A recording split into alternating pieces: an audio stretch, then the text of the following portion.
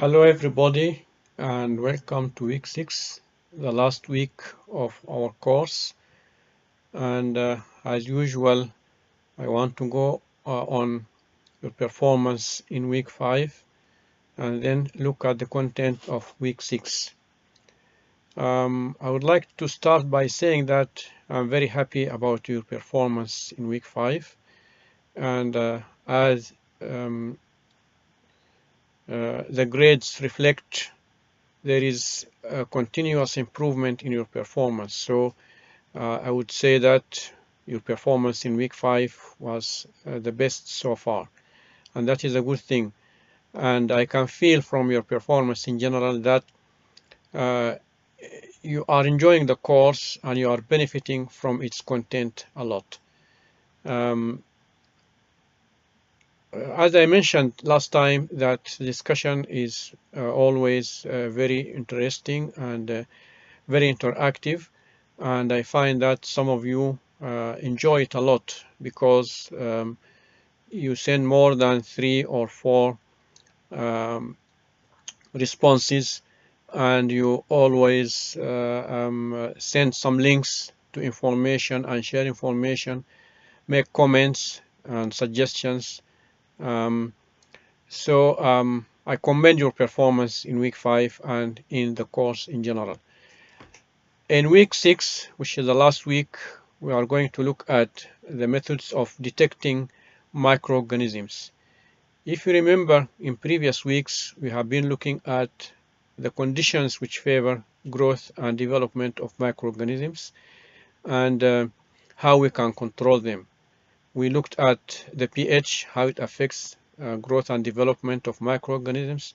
We looked at the water activity and how we can control it.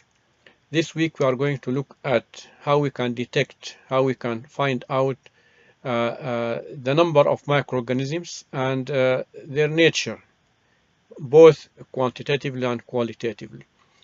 And the method that we are going to use in this week is known as ELISA.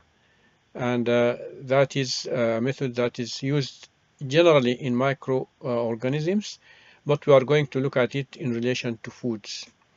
As you can find from your readings, that there are different methods that can use to detect microorganisms. Some of them are traditional methods, and there are newly developed methods as well, and that includes the PCR, genome sequencing, and fingerprinting. And I'm sure you will learn a lot about these methods in your readings. And even after you finish this course and go to the work field, you will learn more new techniques of enumerating microorganisms. So this week, in week 6, we have the usual components, the discussion with 4 different topics, the lab, which is mainly focused on ELISA and how it can be used, and also the reading quiz. And I just want to remind you that this week's reading quiz carries more points than previous weeks. It carries 35 points. So I'm sure you are going to score all these 35 points. So much for week 5 and week 6.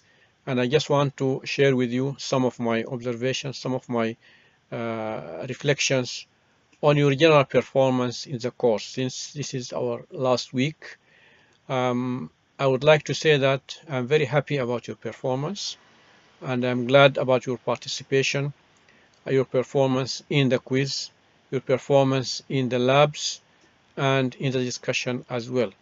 And I'm sure that you benefited from this course, and you will be able to apply it in your in the field that when you go outside, when you finish this program.